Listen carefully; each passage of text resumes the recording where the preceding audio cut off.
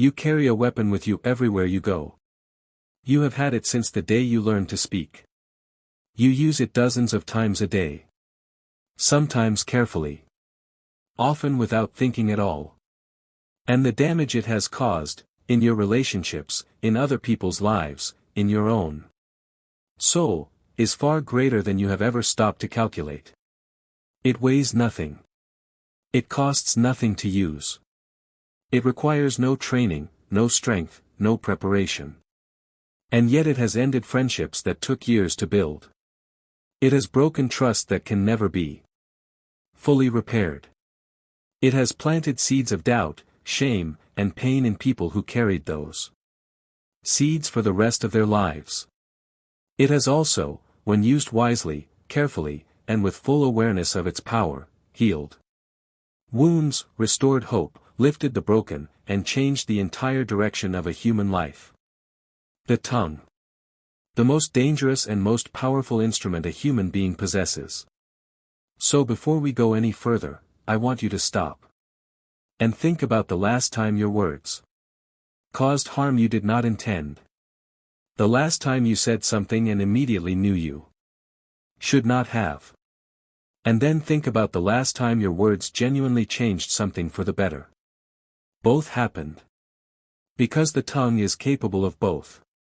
This audiobook is about understanding that power, completely, so you can use it with the care it deserves. Here is what most people never think about when they open their mouth. Words do not disappear when the conversation ends. They land. They settle. They live inside the person who received them, sometimes for years, sometimes for a lifetime. The careless comment made in a moment of frustration. The harsh word spoken in anger. The secret shared about someone who trusted you. The backbiting disguised as concern. The lie told to avoid discomfort. The sarcasm that had just enough edge to wound. These words do not end when the sound stops. They continue. In the mind of the person who heard them. In the relationship that was quietly altered. In the heart that quietly closed just a little more. In the trust that was never quite the same again. And the speaker, the one who released those words into the world, has moved on. Already thinking about something else. Completely unaware of the damage still unfolding in the wake of what they said. This is the hidden cost of an undisciplined tongue. It is paid not by the speaker but by everyone the speaker touches. And perhaps most painfully, it is paid by the speaker's own character. By the slow erosion of integrity that happens every time words and values fail to match. By the way the soul begins to harden when the tongue is never held accountable.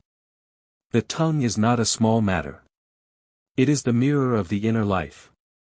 The instrument through which character reveals itself, in full truth, whether we intend it to or not. 5 chapters. 1 transformation. Let's begin. Chapter 1, The tongue reveals what the heart contains. The mirror you did not know you were holding. There is an old truth that survives every culture and every century. What comes out of the mouth reveals what lives inside the heart. Not what you claim to believe. Not the values you present in public or the standards you talk about with pride. What actually lives in you, the fears, the resentments, the insecurities, the genuine love or the hidden contempt, all of it finds its way to the surface through the words you choose when your guard is down. When someone angers you, what comes out? When someone has more than you, what do you say about them? When someone shares good news, do your words celebrate genuinely, or do they find a subtle way to diminish? When you are tired, stressed, and the filter is gone, what does the tongue reveal? These moments, the unguarded, unrehearsed, automatic verbal responses, are not accidents. They are windows. Clear, honest, unflattering windows into the actual interior state of the person speaking. The person who has done the inner work, who has genuinely cultivated patience, gratitude, love, and humility inside themselves, speaks differently under pressure. Not because they are performing. Because they have become something different. And the tongue reflects what they have become. The tongue does not lie. Even when it is lying. The words that define character. Character is not built in silence. It is revealed in speech. In the stories you choose to tell and the ones you choose to withhold. In whether you speak of people the same way whether they are present or absent. In how you talk about those who cannot defend themselves. In whether your words build or undermine the dignity of others.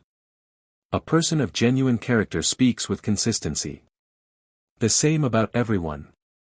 The same. In private as in public. The same when it costs them something as when it is easy. And a person whose character has not yet caught up with their self-image, that person is betrayed by their own tongue. In the joke that was just a little too sharp. In the information shared that did not need to be shared. In the story told at someone else's expense. In the words that revealed, despite their best efforts, what they actually think. The tongue does not protect the reputation. It reveals the reality. Reflection. Think about the last time your words revealed something about your inner state that you were not proud of. Not to create shame, to create awareness. What was the tongue reflecting in that moment? And what does it tell you about the work still to be done inside? Chapter 2, The 5 Most Dangerous Uses of the Tongue. Danger 1, Backbiting. Backbiting is speaking about someone in a way that would hurt them if they heard it. And here is what makes it uniquely dangerous: the person being spoken about cannot defend themselves. They are not there. They cannot clarify, correct, or provide context. The entire narrative is controlled by the speaker. And the listener receives a version of that person, filtered entirely through one perspective, which is almost always incomplete, sometimes distorted, and occasionally completely untrue. What makes backbiting so persistent is that it feels almost virtuous in the moment. It masquerades as honesty, as venting, as simply sharing what happened, as helping someone understand a situation. But underneath, it is almost always about one thing: making the speaker feel better about themselves by making someone else look smaller. And it always costs more than it delivers. In integrity. In trust. In the slow corruption of the heart that happens every time the tongue is used to wound rather than heal. Danger 2, Lying. Every lie carries within it the seed of its own destruction. Not always immediately. Sometimes a lie survives for years. But it requires maintenance. It must be remembered and protected and reinforced with other lies. It creates a shadow version of reality that the speaker must inhabit, while knowing it is not real. And in the space between what is true and what is being said, something in the speaker quietly dies. A piece of integrity. A piece of self-respect.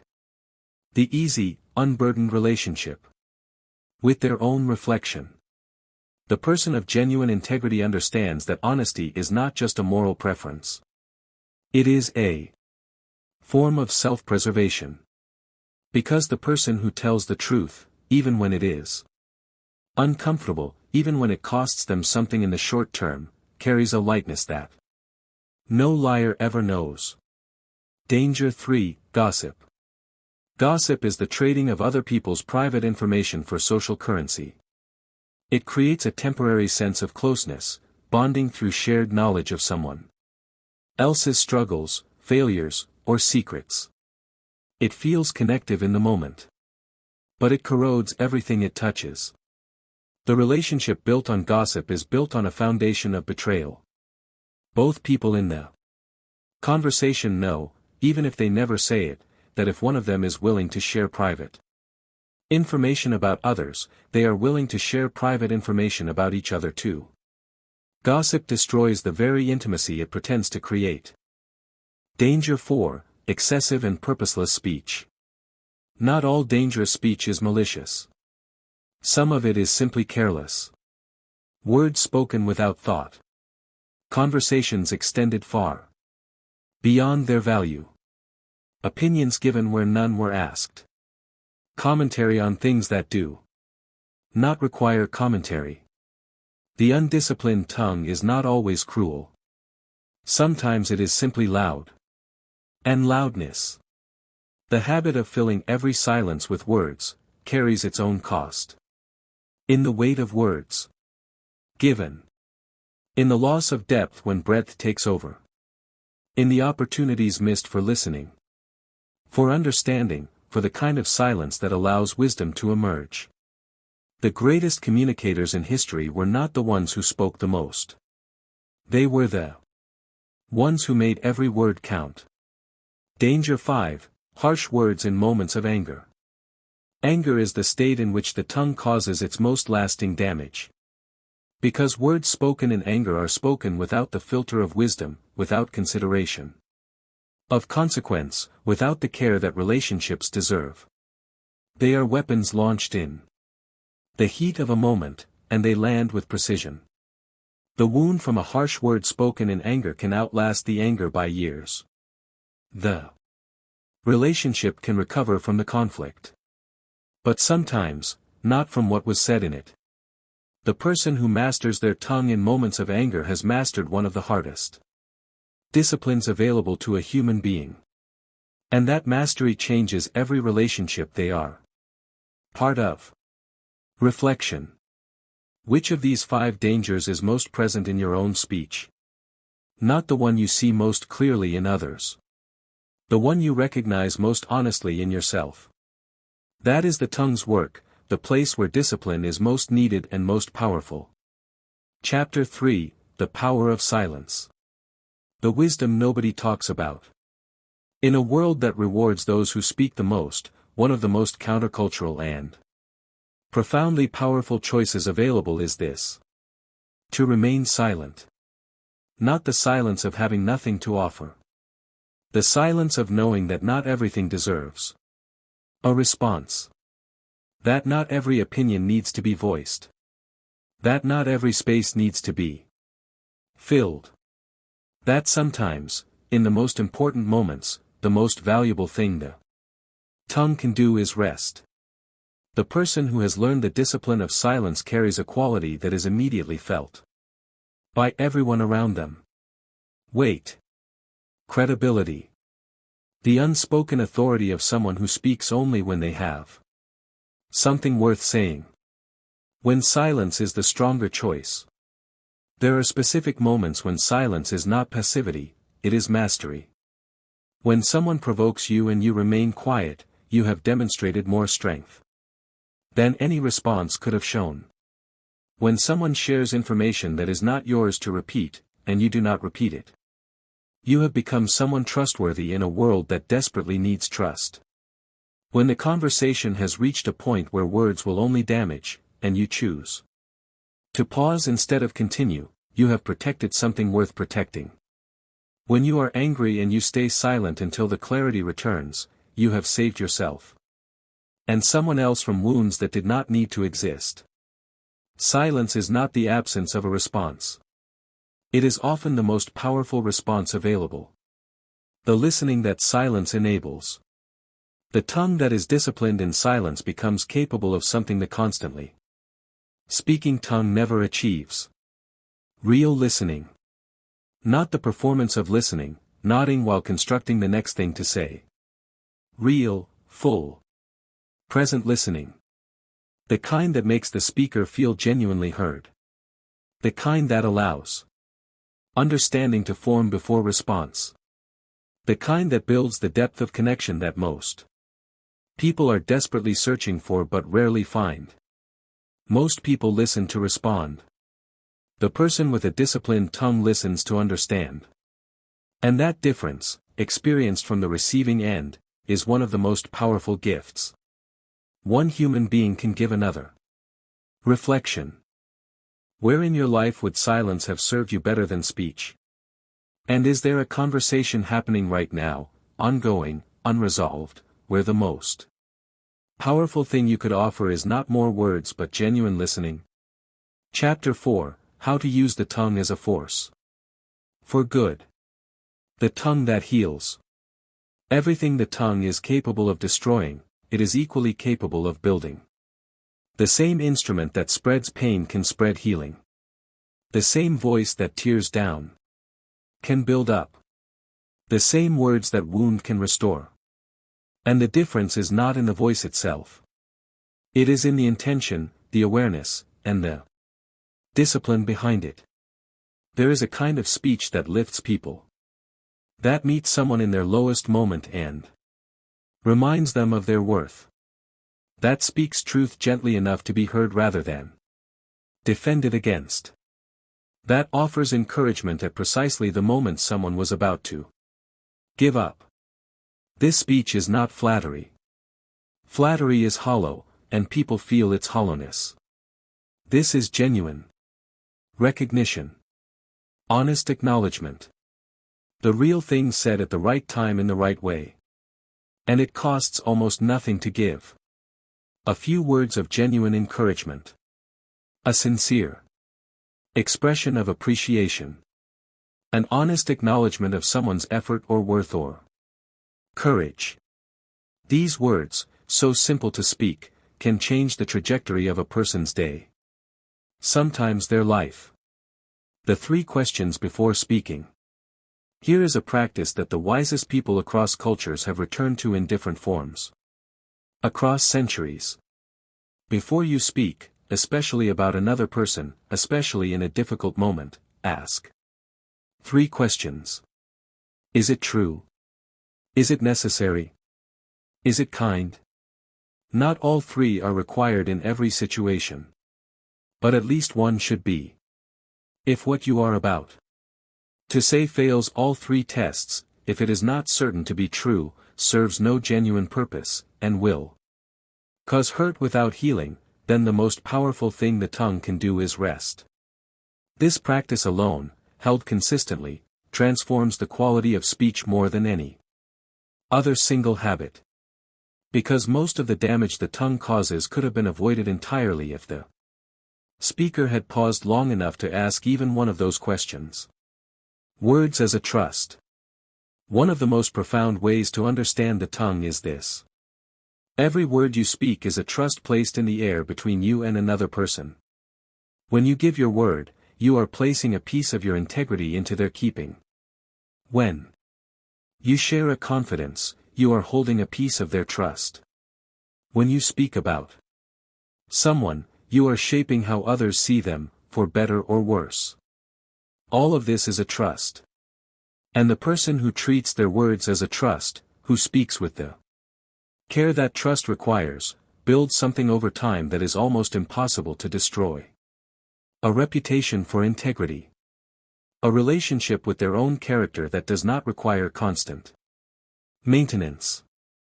A name that means something. Reflection.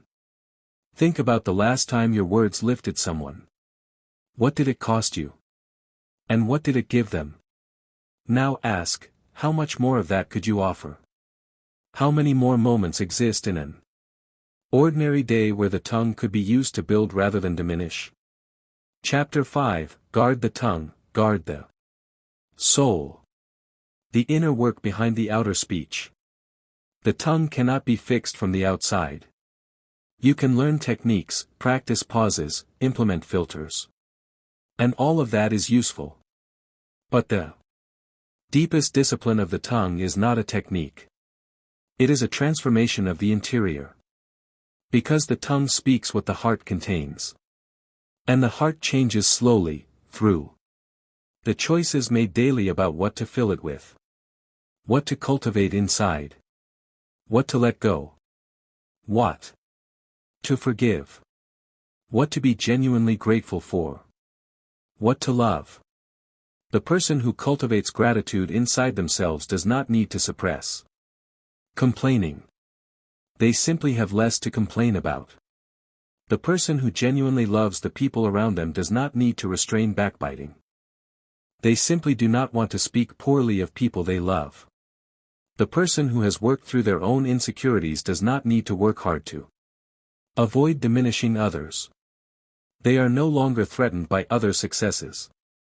The tongue follows the heart. Guard what goes into the heart, and the tongue begins to guard itself. The daily practice. Disciplining the tongue is a daily practice. Not a destination arrived at once and maintained effortlessly. It requires the daily commitment to pause before speaking in charged moments. To ask whether what is about to be said serves truth, necessity, and kindness. To choose silence when no word available is worth its cost. To speak encouragement when encouragement is available to be given. It requires returning, every time the tongue escapes the discipline, not with crushing self-judgment but with the quiet recommitment to do better in the next moment. Because the next moment is always available. The tongue always has another chance to choose differently. And every choice to use it wisely, every word spoken with care, every silence chosen with wisdom, every truth told gently, every encouragement given genuinely, builds something in the character of the speaker that no external circumstance can take away. A tongue worth trusting. And a soul worth knowing. Action plan. Your 5 commitments starting today. Commitment 1, observe your speech for 24 hours. Today, without changing anything yet, simply observe.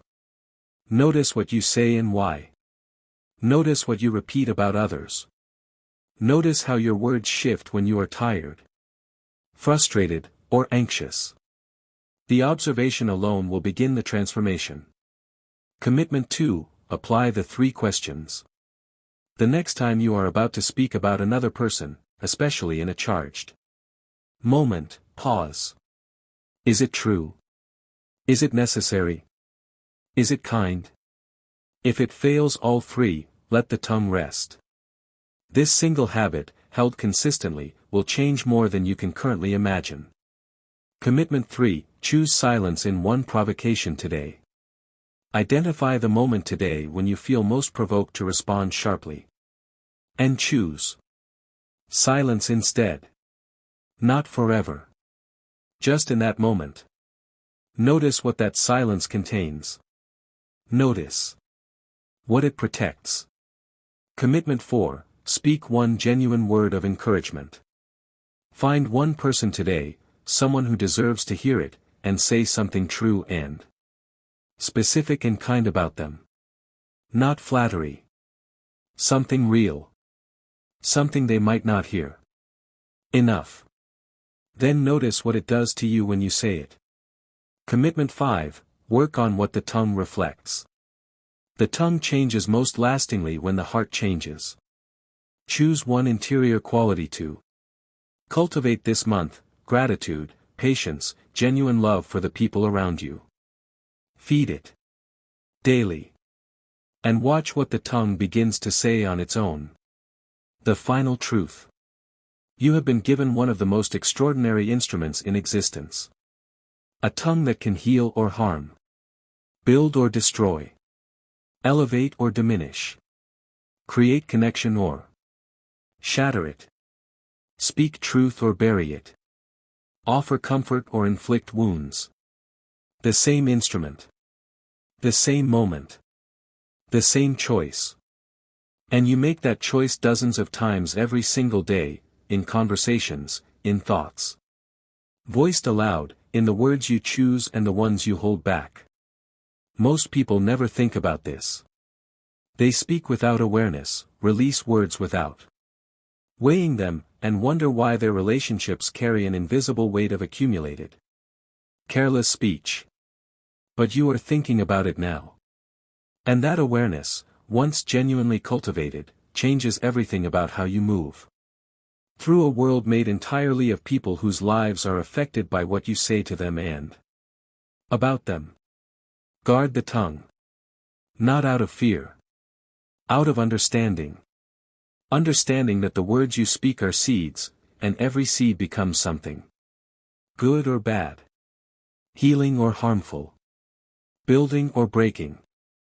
Choose what you plant. Because the harvest is always coming.